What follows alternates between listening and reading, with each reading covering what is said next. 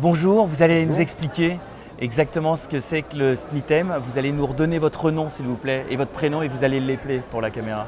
Bien, donc je m'appelle François-Régis Mouline, M-O-U-L-I-N-E-S. Je suis directeur des affaires gouvernementales et de la communication du SNITEM, qui est le syndicat national de l'industrie des technologies médicales. Alors peut-être je vais vous dire ce que sont ces technologies médicales.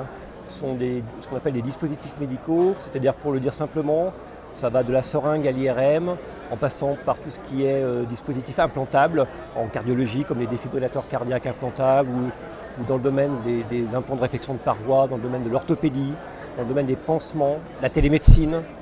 La radiographie, l'imagerie. l'IRM, l'imagerie. Voilà, c'est extrêmement vaste et ce sont un secteur qui est extrêmement innovant, ce qui justifie alors notre présence d'ailleurs sur l'espace innovation, avec des entreprises très dynamiques, en grande majorité des PME, quelques ETI, mais beaucoup de PME, et avec des innovations qui sont à la confluence de plusieurs secteurs, à la fois donc, la mécanique, l'électronique, même la chimie avec les plastiques médicaux, et l'informatique de santé par exemple. Voilà. Complètement. Et avec également, peut-être le préciser, des cycles d'innovation qui sont en relation, j'allais dire, avec la vitesse d'innovation dans ces secteurs, et donc plutôt des cycles courts d'innovation. Je pense que c'est important de le préciser. D'accord. Alors vous fédérez environ 340 entreprises. Oui. Quelle est votre intervention auprès d'elles en leur faveur ? Alors, nous, on est là pour les accompagner en tant qu'organisation professionnelle, pour d'abord les informer. C'est un rôle très important parce qu'on est dans un secteur où la réglementation évolue à un rythme extrêmement rapide. Pour vous donner une idée, en 1998, il y a eu ce qu'on appelle le marquage CE pour les dispositifs médicaux, qui est un marquage spécifique, une autorisation d'accès au marché au niveau européen, qui a été mis en place pour l'ensemble des dispositifs médicaux. Depuis 1998, il y a déjà eu 5 modifications de ces directives et aujourd'hui, en 2014, il y a un nouveau projet qui va modifier encore la réglementation de ces produits avec une réforme extrêmement ambitieuse. Donc c'est notre rôle de les accompagner, de les informer sur toutes ces évolutions réglementaires, parfois même souvent très complexes. Et également donc de participer en expliquant ce que sont les dispositifs médicaux auprès des autorités pour que le cadre dans lequel agissent ces entreprises soit le meilleur possible pour développer les innovations. Alors aujourd'hui, le digital et la santé sont obligés de faire bon ménage. Bien sûr. Vous rencontrez, j'imagine, dans certains acteurs, certains adhérents de votre syndicat, j'imagine, viennent vous voir pour peut-être avoir des informations sur d'autres adhérents pour progresser dans la recherche de nouveaux moyens, la mutualisation d'éléments. Alors, on est peut-être moins dans cet aspect des choses. D'accord. Comprenons-nous bien, on est tout à fait dans la télémédecine au niveau domaine et tout ce qui est informatique de santé. D'ailleurs, les logiciels médicaux également sont des dispositifs médicaux.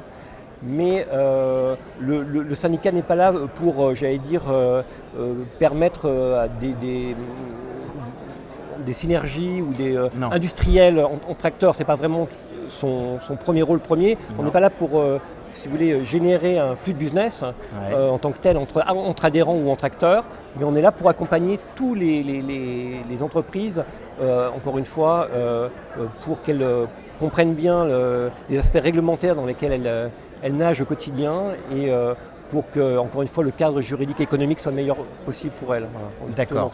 Donc dans ce cadre juridique, pour toutes ces entreprises aussi qui veulent exporter, et elles doivent être majoritaires, on peut le penser. Oui, bien sûr.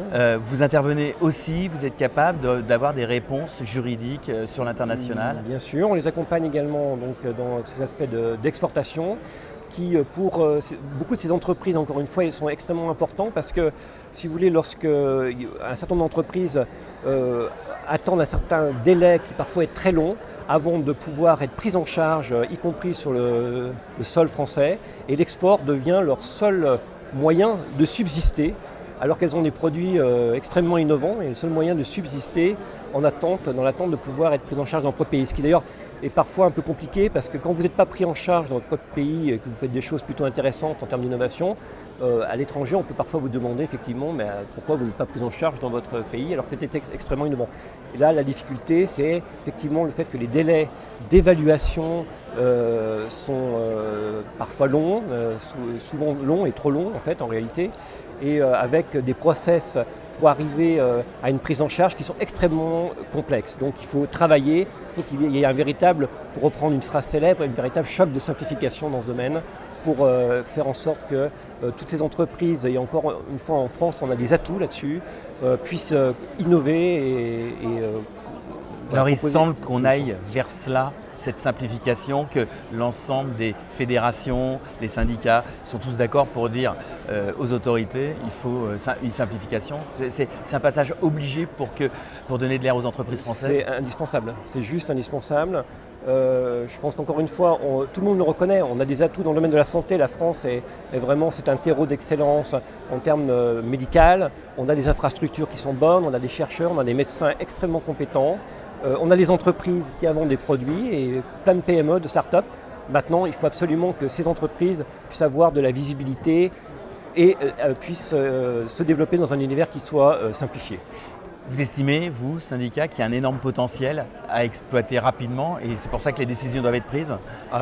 Effectivement, il y a un potentiel énorme. Je ne vous ai pas dit ce qu'on se représentait, mais actuellement, les dispositifs médicaux en France, c'est 65 000 emplois, c'est 20 milliards d'euros de chiffre d'affaires, donc ce n'est pas un secteur mineur. Et c'est un secteur en plus qui, je dirais, se situe dans une tranche où la France et l'Europe ont vraiment une carte à jouer parce qu'on est dans de la haute valeur ajoutée, dans un domaine où on a une carte à jouer en termes de compétitivité par rapport au contexte international.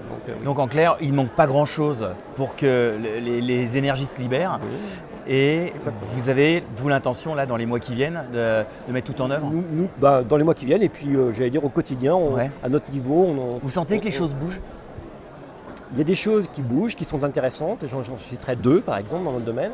Il y a le Conseil stratégique des industries de santé qui permet, sur un certain nombre de sujets, je pense à la convention unique pour les essais cliniques, je pense au forfait innovation, enfin ce genre de sujets, sur lesquels il y a des choses qui débouchent et qui sont importantes, et extrêmement, même essentielles. Donc ça, c'est une bonne initiative. Il y a également tous les plans industriels que François Hollande a lancés qui permettent des manifestations d'intérêt sur des projets industriels qui me paraissent de bonnes initiatives. Donc il y a des choses qui se font, mais il y a encore malheureusement des freins j'allais dire juridico-administratifs qui font que lorsqu'on veut innover en France, la route est parfois extrêmement longue et malheureusement certains ne vont pas au bout du chemin parce qu'ils meurent en route. Voilà.